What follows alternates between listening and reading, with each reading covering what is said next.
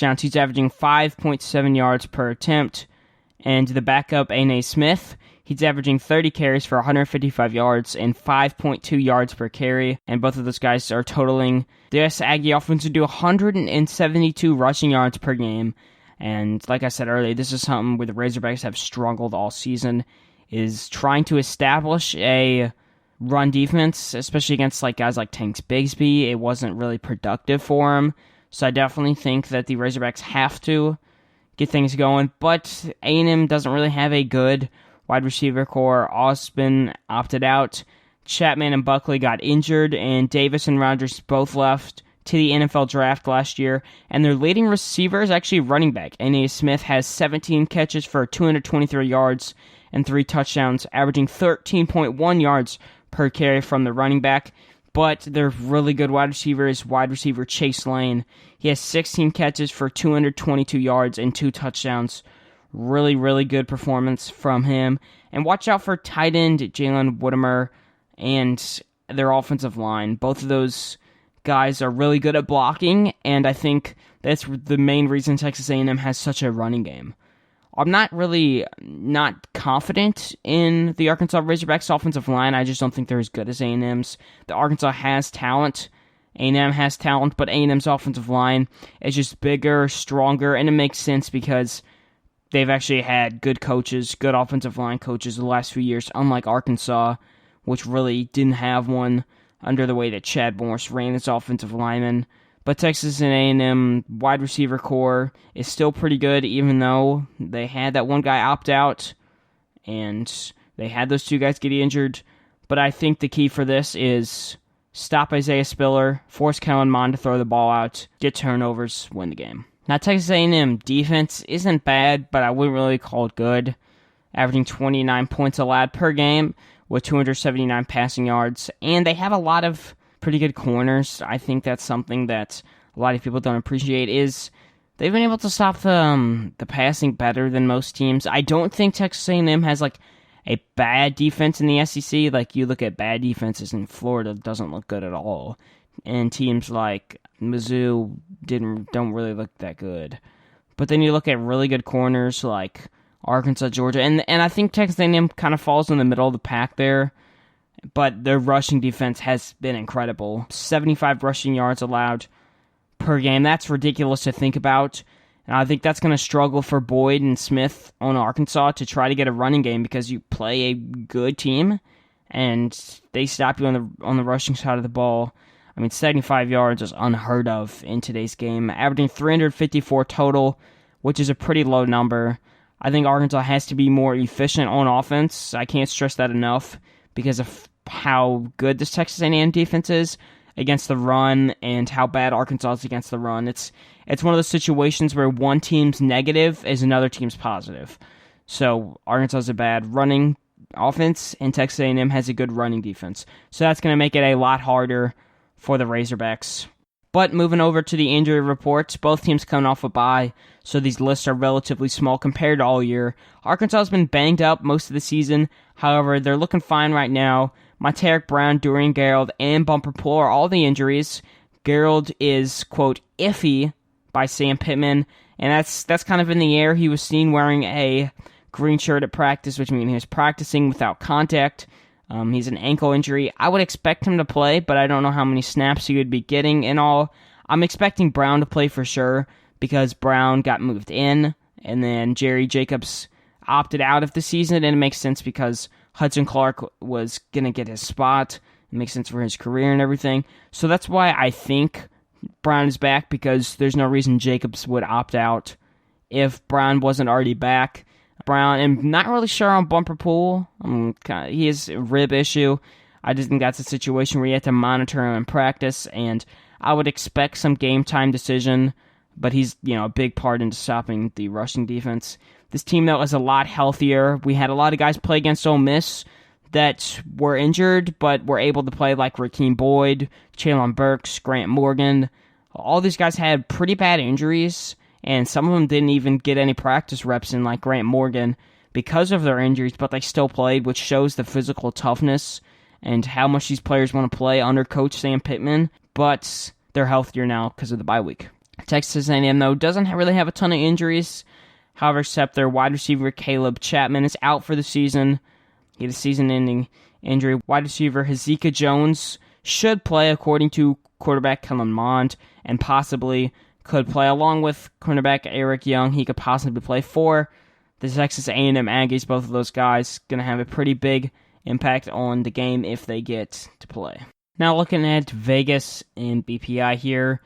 ESPN's BPI has A&M at a 77.4% chance to win. It's been kind of on the up for the Razorbacks since they've had a better season, but A&M's still favored to win as they're the home team. They're ranked number 9 in the country. It makes sense.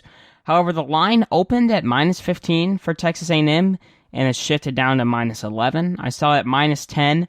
However, right now it is at -12.5 by Tuesday, and considering the line has been everywhere, I have no clue what it's going to be at by the end of the game, but I would expect like an 11 or 12 level. I think the scary thing is this Razorback team has been 4-0 against the spread, as good teams win, great teams cover. Arkansas has been a good and a great team, 4-0 against the spread, so I think it's interesting to see how Vegas still puts the Aggies at a 12.5 favorite right now. 15 originally, which is outrageous in my mind. I would run to go take Arkansas plus 15 in that situation. I just think this team is too competitive to lose by 2 touchdowns and more. But anyway, the over-under is at 55.5. Now this game is obviously a rivalry game, being the Southwest Classic, and it's usually played at AT&T Stadium every year. However, it'll be at Kyle Field because of the ongoing COVID-19 pandemic, and it was just announced today that in 2021, it will return back to AT&T Stadium, and it was kind of expected that it was going to go to Arkansas because A&M got the home game. However, it goes back to Jerry World, and I think the interesting thing in this situation is a lot of people are trying to blame Hunter Yurachek and say, oh, you dropped the ball on this one, whatever. I don't think it's really his option. Jerry Jones, who owns the stadium, has provided millions of money to the Razorbacks for facilities and other things that are the top of the line that get recruits to come down here to Arkansas. And I think it's one of those situations where you sign a contract with Jerry Jones and at AT&T Stadium, and you're going to have to fulfill that contract. Arkansas is going to keep playing games down there until 2024 when the contract ends. And I just think that's part of the understanding of, what's going to happen with the contract. And I know a lot of people are going to disagree with me on that, but, Jones provides the money, and we have a contract. You have to fulfill it until it's done. But it's been a bad track record for the Razorbacks in that stadium. Ever since Texas A&M joined the SEC in 2012, Razorbacks have lost 8 in a row from 2012 to 2019, which is just not good at all. Really rough. However, the game has always been really, really close, so I would expect another close game. In my opinion, these teams are evenly matched, and the game's always close for no reason. Like the Chad Morris game last year in 2018 were super close for absolutely no reason. You should be bowing out that teams if you look at the other games. But for some reason, they kept it close. However, the Razorbacks lead this rivalry all time. They are on top 41-32, and there's 3 ties in that series. The Hogs really dominated back in the Southwestern Conference days. And Coach Pittman actually said that he assumed that Texas A&M was the second rival in the fan base, and the first would be Texas, which is kind of interesting because I think the rivals debate is something that I'll get into during the offseason when, you're looking for things in July and stuff. But I think it's interesting what Coach has to say.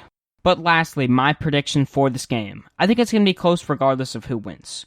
Now, if Texas A&M and Arkansas play a close game, I don't think a lot of people will be surprised because I think the winner is going to have to put up anywhere from 29 to 20 points. And the thing is, both teams are going to have keys to the game. Arkansas is going to win if they can get turnovers and they can stop Isaiah Spiller and establish a running game. I've talked about that all episode, and I think that continues to be true. Texas A&M wins if they run the ball and don't produce turnovers, which is literally the opposite of Arkansas. The key points to the game are just the complete opposites for the Razorbacks. The Razorbacks need to stop the run. Texas A&M needs to get the run. So for both teams to win, they just have to counter each other.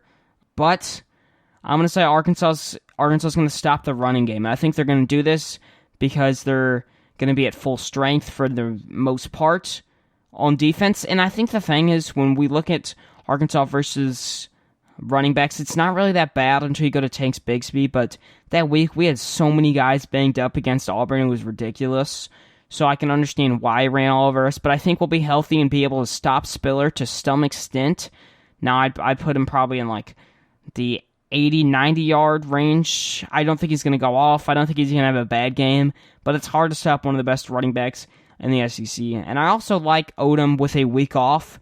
I think he is a really good defensive coordinator, studies the game a ton, and is going to be able to make adjustments a ton. So I'm going to take the Razorbacks 27-24. Next episode should be out Monday morning. I'll get a recap and a reaction to the game, and I'm working on getting a schedule out for the rest of the season on when new episodes are going to be released, so stay tuned for that. And sorry I did not get a recruiting or recap episode of the other SEC sports. I had some schoolwork to get done, but I have a lot less schoolwork now, so it should be a lot more content being produced for all you guys, but I appreciate it, as I also have reached 1,000 listeners on this podcast. I've never thought I would get that far this little ways into the season. But anyway, that is all for today's episode. Thank you for listening. You can find all ways to listen and all social medias at allhogsports.com. And as always, don't forget, whoopig! That's all for today's episode of All Hog Sports with Sam Stimson. Make sure to stay tuned for the next episode covering all Arkansas Razorback sports. If you enjoyed today's episode, please subscribe and leave a 5-star review on Apple Podcasts. Follow us on social media too.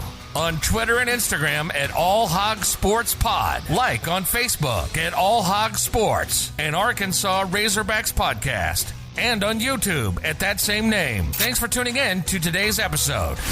Go Hogs!